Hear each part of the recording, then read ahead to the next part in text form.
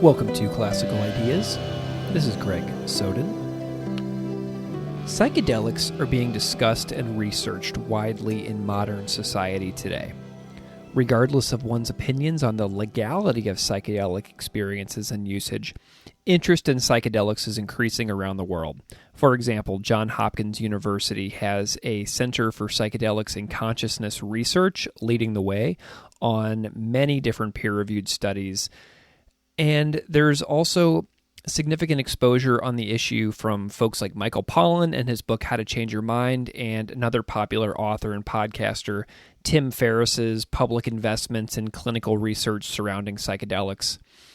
It's something that has come to my attention just via common everyday news, like how I learned about Ferriss's interest on his podcast and in the New York Times, and also Pollan's interest through his appearance on NPR's Fresh Air with Terry Gross.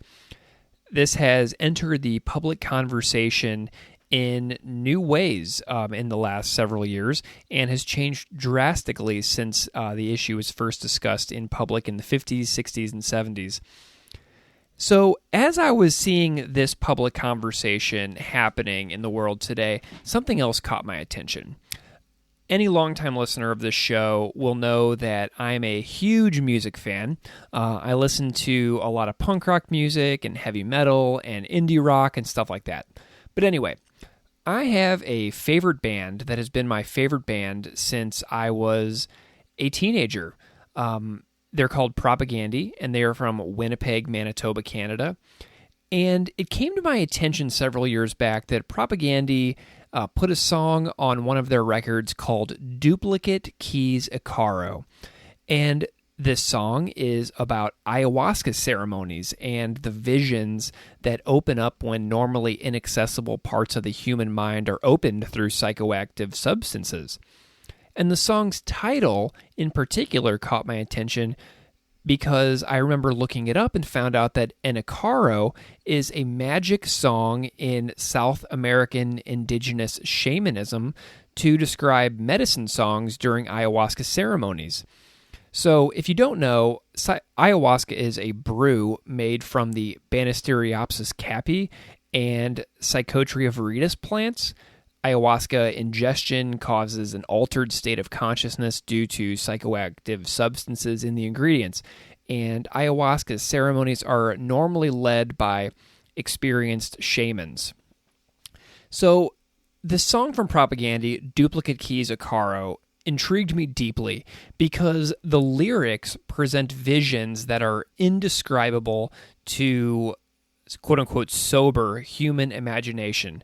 And so as I was listening to this song and to the words of the song's writer, Chris Hanna, I was listening to him describe his experiences on a profoundly moving and deeply personal episode of his podcast describing the creation of the song Duplicate Keys Icaro and also his experiences in ayahuasca ceremonies and partaking in these ceremonies over the course of the last several years of his life.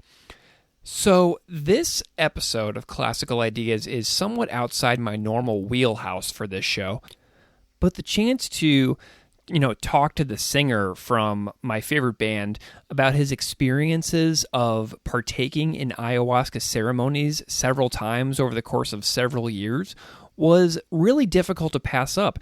I wanted to know why he originally pursued it, what the experience was like of doing this in a group, what he remembers seeing, and also, just the practicality of it all. What was the ceremony like? What sounds does he remember? What taste does he remember? And so this was something that I just really was curious about. So I reached out to Chris, I got him on the phone, and I asked him to describe his path towards trying ayahuasca and everything else. But I also wanted to know how Icaros moved him to name one of his own songs after this, and also how it inspired his own creative art via music. So this episode is about one man's journey of trying ayahuasca, partaking in ceremonies, and more, and I just had a really good time with it. So let's get into it. So without further delay, please enjoy my chat on Icaros, ayahuasca ceremonies, and more with Chris Hanna from the band Propagandhi.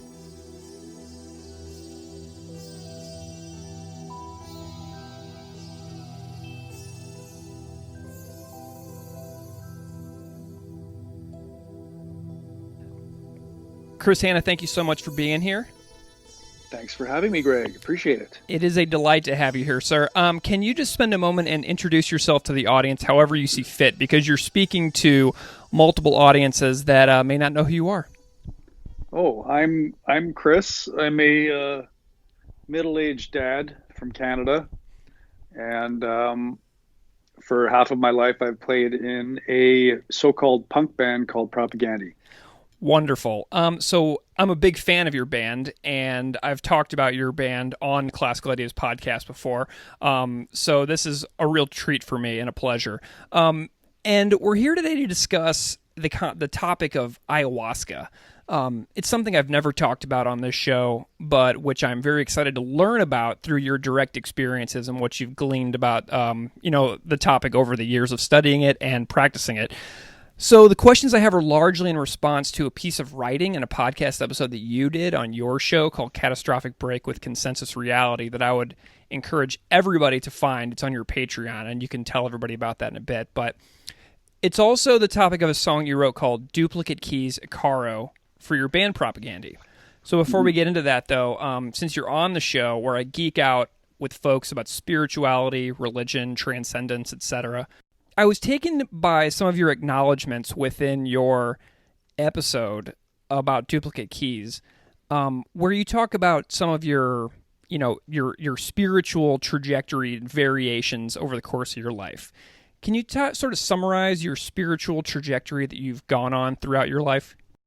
Somewhat, slow and somehow consistent, even though I wasn't always aware of that. Yeah.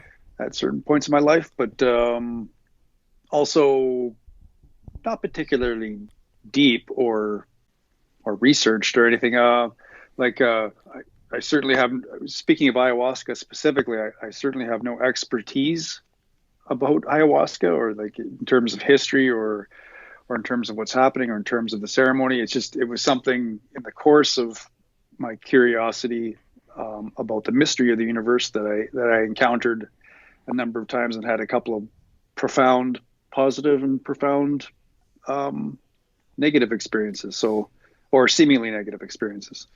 So but I would say that how I got there was through a general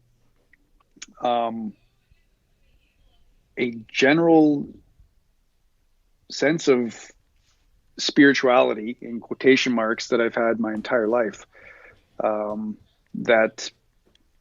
that was never nurtured, and I also didn't find the expressions of spirituality around me, like the officially sanctioned expressions of it, particularly meaningful as a young person. So it really hasn't been tended to very, very much over my life.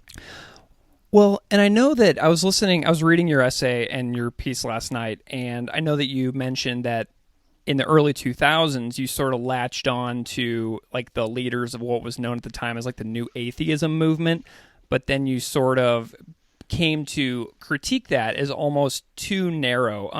Does that resonate at all? Yeah,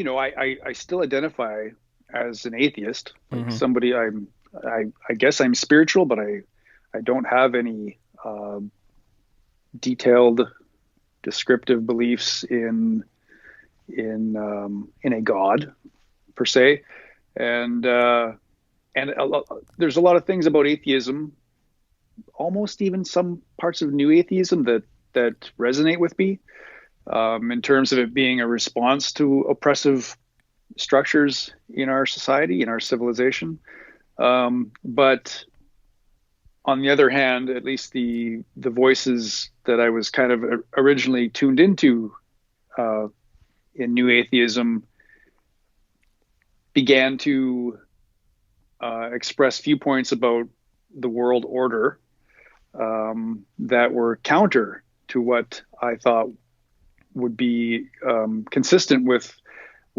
an atheism that is trying to depose oppressive structures in the first place. There was a lot of apologism for, say, U.S. imperialism, for example.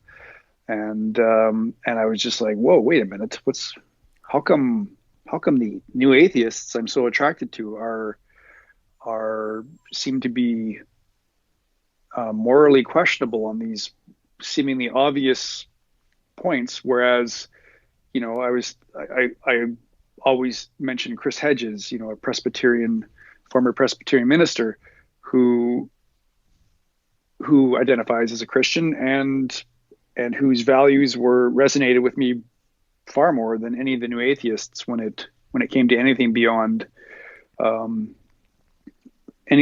superficial argument about the supernatural, So. Mm-hmm. Yeah.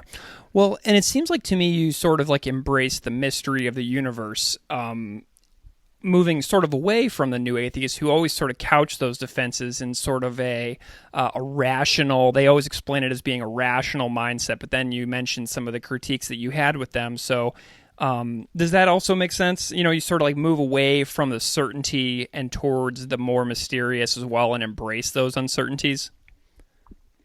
Yeah, for me at least, the certainty, it throws up a few red flags for me these days. I just certainty doesn't really resonate with me the way it did for a time, and I think new atheism was becoming sort of the parallel of the certainty of absurd expressions of religion. I guess exactly what you're saying. Like I don't really find certainty particularly attractive, and that's not to say that I don't have values that I'm fairly certain about in this world. Mm-hmm. But as far as bigger questions about the mystery of the universe or the non-mystery of the universe, I think I don't really have time for too much certainty either way. What piqued your interest in actually trying ceremonial ayahuasca? The opportunity, the opportunity came up, but I had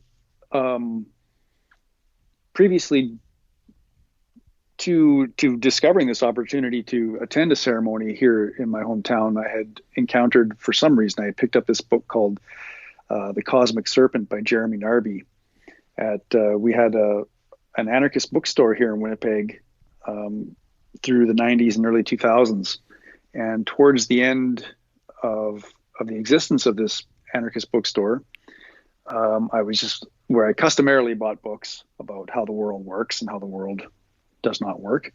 I happened upon this Jeremy Narby book called The Cosmic Serpent, and I thought, well, this is an odd book to be here at Mondragon Anarchist Bookstore. And I don't know why. I guess I read the back of it, and it had, I think, Michael Harner, PhD, some blurb on the back that gave it some legitimacy. So I took it home, probably because they were blowing out all their stock of books, and I read it, and it was one part laughable and one part compelling, and some of the things in it resonated with. It reminded me of my experience in the 90s with psilocybin to some degree, and because it was specifically about ceremonial use of ayahuasca in Peru, and through my beer league hockey team, unbelievably, I came upon this opportunity to attend a ceremony here in Winnipeg that was inspired by some individuals' trip to Peru, where they studied under an ayahuasquero in Peru. So yeah, I was just like, well, this opportunity is presenting itself. This is, there was a weird sense of sync about the whole thing. And so I just thought, why the hell not? Give it a go. Nice. I just had a flashback to living in Saskatoon and going to Turning the Tide bookstore over there in the next province over from you, thinking about that place. And so reading these books, does the history of ayahuasca ceremonies in South America interest you at all? Like, what are some? Did you learn any historical tidbits of information about these ceremonies that still stick with you? Most of what I've read or seen about ceremonies that occur in Peru or in South America are contemporary, and I think what's actually stood out to me the most, like I don't really know much about the history of it, but the one allegedly historical tidbit is that it's surmised that ayahuasca has only been in use for approximately 700 years, I think. I don't know how the hell they figured that out. But I remember hearing that figure and thinking, I doubt that. For some reason, I just felt like, one, how would you know that for sure? And two, it just doesn't seem something about the ayahuasca ceremony seems older to me than 700 years ago, which is actually fairly recent. So, yeah. Well, in ayahuasca ceremonies that you describe in your Duplicate Keys Icaro essay and podcast episode, it's much different than like just, getting a baggie of hallucinogenic mushrooms from some guy and chomping down on them or whatever. And there's a lot that goes into this. And I'm curious if you can, go into some dorky minutia with me about how ayahuasca ceremonies go, who leads it, the steps in the process, things like that. Sure. Fairly superficial recounting because, I've only... Oh, yeah, just as a participant. Yeah. Yeah. I am. Well, you're... In my experience here in Winnipeg, a week prior to the ceremony, you are advised to avoid... there's certain foods. I think it's easy for me because I'm vegan, but apparently you're not supposed to eat animal products. Anything with oil or sugar, you're supposed to avoid that. Avoid alcohol and caffeine for a week before. I think in South America, they advise that for a few weeks or a month. And then leading up to the ceremony, you do this. You avoid consumption of these things, which apparently interfere with the experience. And at the ceremony itself, you're gathered in a circle usually, and there's an ayahuasquero who leads the ceremony, and usually has an attendant or two helping them out, and they prepare the ayahuasca. But I've usually seen it in repurposed pop bottles. I was really surprised when I first saw that. I thought, wow, that seems very unceremonious. Yeah. To have it in a reused A&W root beer bottle, whatever it is. And then they pour it into, in our case, they pour it into a little ceramic chalice. And after a while of silence, people I think just are generally, sitting around preparing themselves mentally or developing intentions for the ceremony. I'm not sure what exactly each person is doing. I'm usually just frantically wondering why I'm doing this. And then the ayahuasquero comes around and pours out a measure of ayahuasca, a small measure of it, into this tiny chalice, and one by one people consume it. They accept it and consume it, and then the lights go out and people wait. And sometimes 20 minutes, 40 minutes later, the ayahuasquero begins singing Icaros, which are songs meant to guide the experience.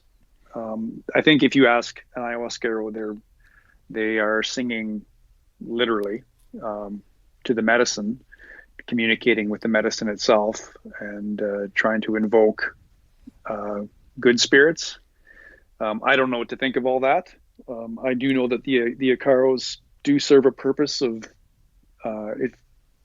In my mind, it feels like an anchor to sanity, when things are getting crazy.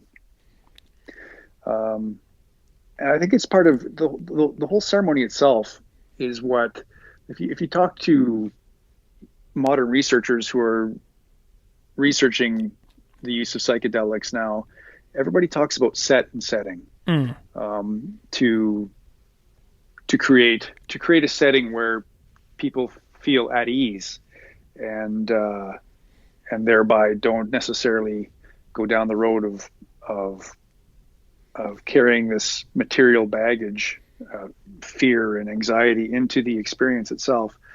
So the ceremony, on a practical level, like no matter what you think is actually happening, in a spiritual sense or a supernatural sense, it provides a setting that it feels very important at moments during the experience to keep you anchored to a sense of safety and solidarity with other human beings that are also going through this experience. But yes, I mean, some people who attend the ceremonies, including obviously Ayahuasca, they mean it literally. It's not just set and setting. It's they believe they are communing with entities from the plants. So yeah. Do you know anything about how it's made? You mentioned that it was served to you in repurposed pop bottles. Is it made off-site and then brought to the site where the ceremonies happen, or is it made like right in front of you? Do you know anything about that process? It's a long process. I think it takes a few days, at the very least, and it's here in Winnipeg, the ayahuasquero who runs the ceremonies that I've attended, he brings it up from Peru, and in those repurposed pop bottles, and just crosses the border with it. Wow. And says, I say, aren't you afraid of getting caught? And he says, if the plants want me to get caught, then I will be caught. It would be part of the process. But so far the plants have not permitted that. So, and I'm like, okay. Incredible. Yeah, but it's quite it seems to be quite a process to actually create ayahuasca. It's not something I think someone's going to do here in their backyard in Winnipeg. But I don't know. I don't know too much about it. I know it's combining at least two separate kinds of plants and boiling them over the course of hours or days, and then decanting this syrup from what's left at the end. And it's incredible that someone ever thought to do it and then to drink it once you see and taste what it tastes like, because it's something else. How would you describe the taste? Very earthy. It's like drinking liquid compost, in a way. It's not as unpleasant or bitter as people have said. It's very strong, and sometimes when I sense the taste, like I get a flashback of the taste, I'm like, ugh. But then sometimes I'm like, it's not that bad. It definitely has its own thing going on, but typically people describe it as bitter and unpleasant to actually put in your mouth. Gotcha. Well, and so you're in this ceremony, right? And you're in a circle and you're with other people and it's dark, and people react to psychoactive substances in very different ways. Are there any risks involved in doing ayahuasca, in your experience? I've never heard of anyone dying. Mm-hmm. But I think if anybody has any pre-existing psychological tendencies towards medically classified dysfunction, that I'm told it can exacerbate that. Not ayahuasca specifically, but any sort of altered state of consciousness could trigger, if schizophrenia is in your family, it's possible that it could trigger it. But I've never heard of that happening from anybody I've ever known. It's one of those things you see on the side of a Tylenol bottle. Perhaps this is possible, but I've never seen it, never heard of it actually happening. Certainly never experienced it, despite having what people would call bad or dark trips. I've never myself experienced that. No. Okay. So you named a song from your Failed States LP, which came out in like 2012, after one of these experiences, Duplicate Keys Icaro. And you mentioned a little bit about what the purpose of Icaros are, and I know that you know somebody who sings Icaros, right? Have you talked to them about like what those experiences? Have you like talked to them about what Icaros mean to them as far as like their life goes by singing these types of songs? Well, to them, again, they're literally communing with plant entities. Or entities that the plants conscious plants put them in contact with. Beyond that, I haven't pushed too much about what they mean to those people. But at the ceremonies I've attended, it's been a shared task. The Icaros, usually the Ayahuasca sings for a bit and then passes it on to somebody else in the circle. And I guess people come up with their own Icaros.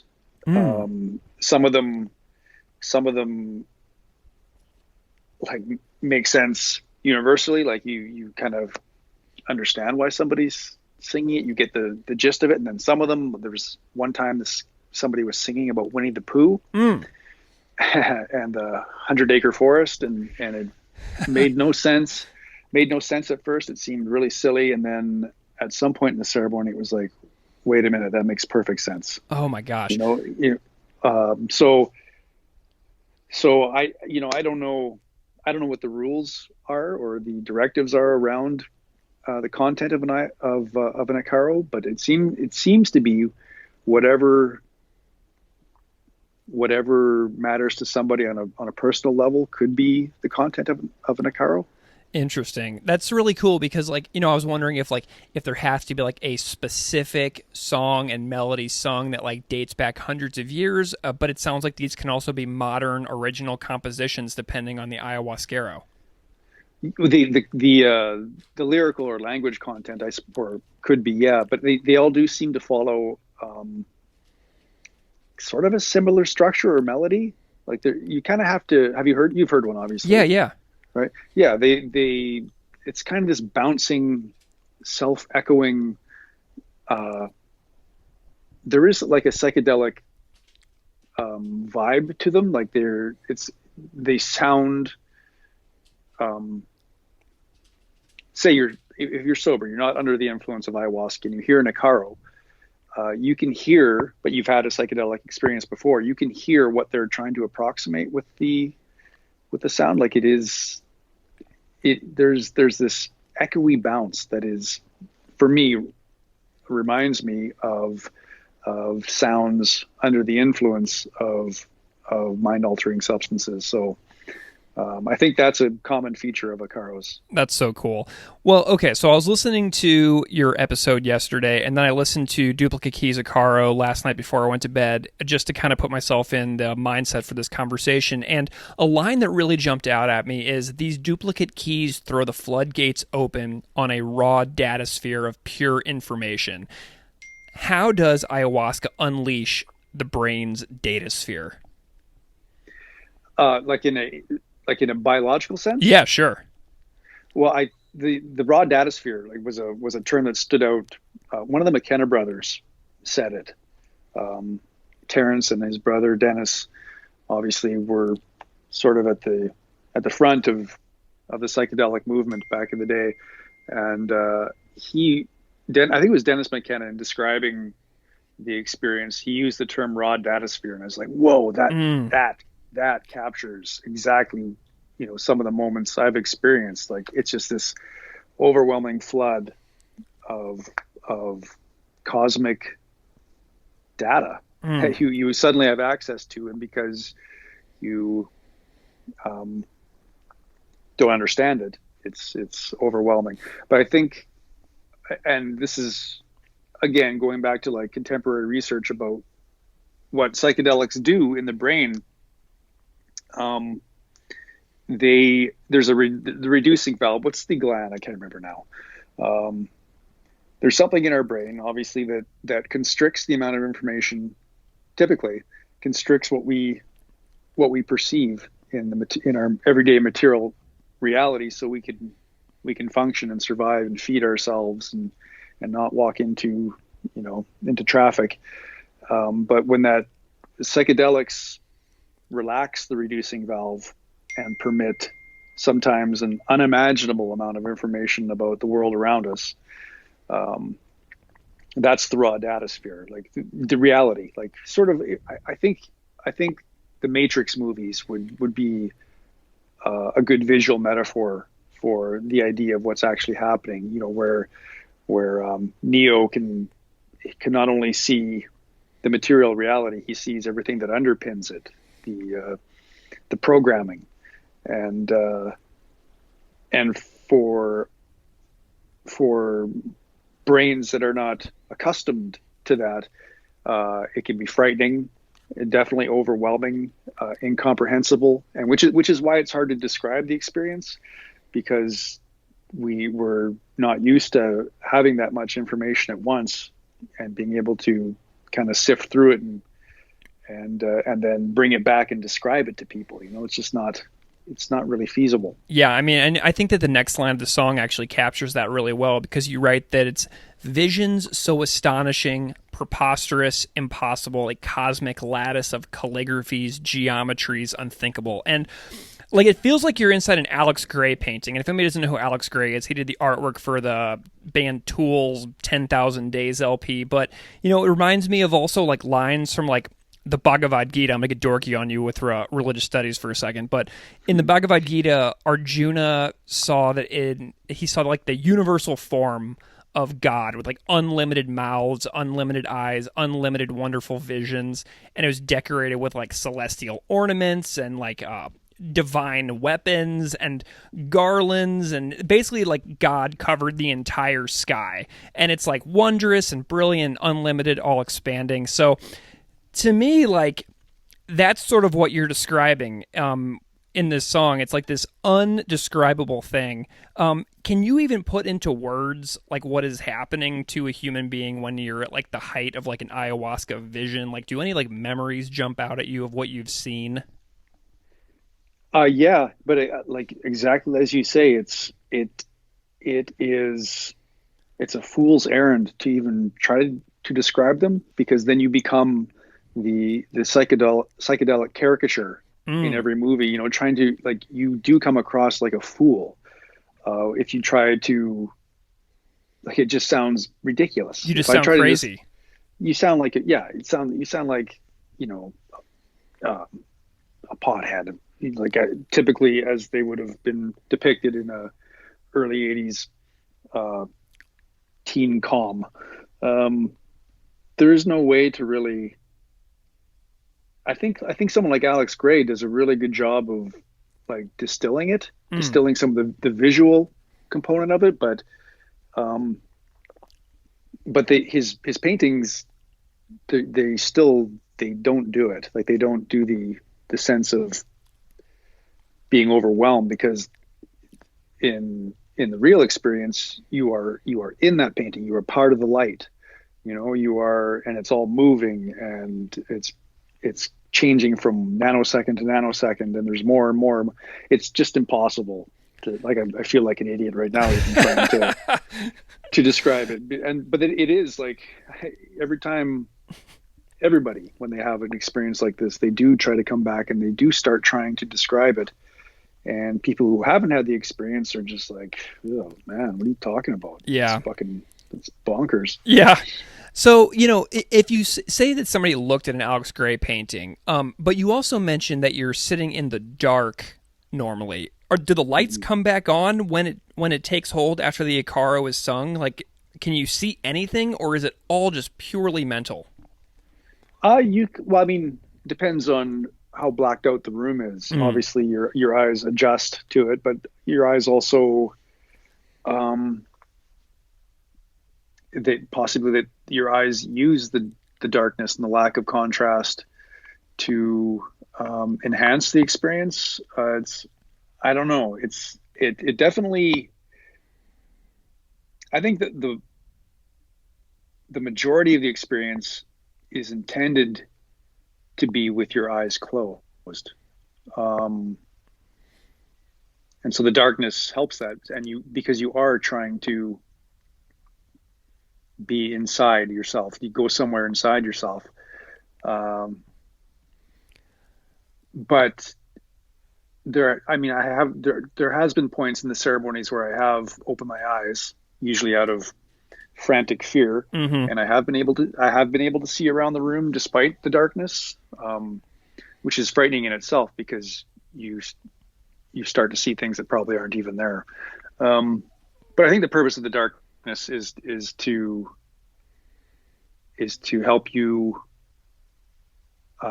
melt into the experience rather than be distracted. You know. So you're largely motionless in place and you're not like roaming around, right? Hopefully, yeah. Hopefully. Because if you are roaming around, you're barfing somewhere, right? Yeah, you might be, or you might be frantic. So Gotcha, not gotcha. to scare people. I'm just that's I've rarely seen that too. Like I've been the most frantic person, I think, and I just lie there most of the time. Yeah. Should people have experiences like this as like human beings who have like a life to live? Is this something that you should that you've encouraged people to experience as sort of like a what it means to be alive, pushing the bounds of consciousness sort of experience? Yeah, I mean, it doesn't have to come through so-called psychedelics either. People can achieve this through physical activity or just like extreme physical activity or meditation. Mm-hmm. Some people have an innate ability to enter these um, sort of states, but I do often I think about people who are uh, particularly people who are in positions of power in our society currently, um, who obviously have not had an experience such as this to sort of um, open their minds to the mystery of the universe and peel them away from their obsession with the material world and the drive to accumulate material goods in that material world. Yeah, I definitely think you come away from the experience with a different way of looking at things, and I mean, that can only help us at this point, right? Mm-hmm. Well, and I think that I kind of got the impression that these experiences sort of reframed your own view of the universe in general. I mean, you conclude the song by saying, "This universe is love." Is that like a big takeaway that you had from having these experiences several times over the course of quite a few years? I think so. Yeah, there is um, a lot of people have described having this experience too, where you you are deconstructed in the experience, ego dissolution, and you find yourself melting into this. Like again, trying to describe this is absurd, but melting into like a cosmic sea of pure love. Um, Not romantic love, but like just it's impossible to describe, but it's a very compelling experience. And when you come back from that experience, when you come back to baseline, it will stick with you. Um, it doesn't like even as the months march on, that will forever, even in your worst moments, you will have that sense somewhere that the purpose here is is is rooted in love. You know, and when you do come back to like sort of baseline, as you've mentioned, your perception of things changes. So, for example, like an example for me would be like the art of Vincent van Gogh, or there's a record I really love by the band Strung Out, Twisted by Design. What pieces of art have changed the most for you in response to these experiences? Because I know that you're very curious as far as like art, literature, music, and things like that in the world. How have any of those pieces of art changed for you after coming back from these experiences? I think mostly just realizing that a lot of what I've enjoyed over the course of my life, what I've been drawn to in terms of art, literature, and film, a lot of it now appears to be a metaphor for the so-called psychedelic experience, or for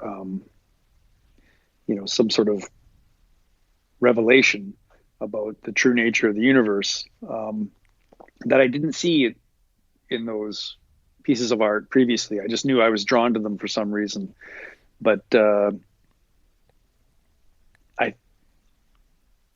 I think that's I haven't moved on to new forms of art or anything like that. Like, I still like what I like. Yeah. But it was just how I kind of seeing why I was drawn to things all my life now that has stood out since then. Well, Chris, I'm super grateful to you for taking the time to talk to me about these unusual and, life-altering experiences that you've had. I hope that this was an interesting chat for you as well, because, we didn't just talk about your band. We did talk about your band, but, it's a little different. Break you out of your interview mold, if you will. Do you know what I mean? Totally, and I appreciate the opportunity to give it a try. Like I say, it's a really difficult thing to talk about at the best of times because it just seems so wacky. Yeah. But I do appreciate you giving me a chance to talk about it. Where can people find you? I know you have a couple projects in the works. Go ahead and promote where people can find you and what you're doing right now. Well, like I said, I'm in the band Propagandhi currently with the pandemic happening. There's not too much happening as far as new music or shows, obviously, but that's our main project. And I also have this Patreon project, which I can't remember what the URL is because I'm such a professional. But I do a Patreon called A Catastrophic Break with Consensus Reality. That is a series of podcasts and sometimes music. That where I try to look back on what we've done in Propagandhi and answer people's questions about it. It's awesome. And I'm a patron. I love the Patreon page that you have. It's such a fantastic little community, which I think is what you're cultivating over there. I feel like it's a very personalized approach to people who care a lot about what you've done over the past, several years, many years. And so, yeah, I think that what I'll do is I'll also put a link to the Patreon in the show notes, so anybody who's listening right now can find the link directly to Chris's Patreon page, where he has the Duplicate Keys Icaro podcast episode, and also the transcript is available over there for patrons, obviously. And also the song Duplicate Keys Icaro is the closing track on the 2012 Propagandhi Failed States LP, which came out on Epitaph Records. So you can find that everywhere you get music. But Chris, thank you so much. This has been such a pleasure for me to chat with you for a little bit and talking about this piece of work that you've done. It's really just a delight. Well, thank you, Greg. I'm glad we were finally able to do it. Classical Ideas is produced by me, Greg Soden. Music on Classical Ideas is composed and performed by Derek Strybig. You can find his music at www.wearewarmmusic.com. If you like this show, please rate it on iTunes, Stitcher, or wherever you get your podcasts. You can email me at classicalideas@outlook.com. Or find me on Patreon at patreon.com/classicalideaspodcast. Thanks so much for listening.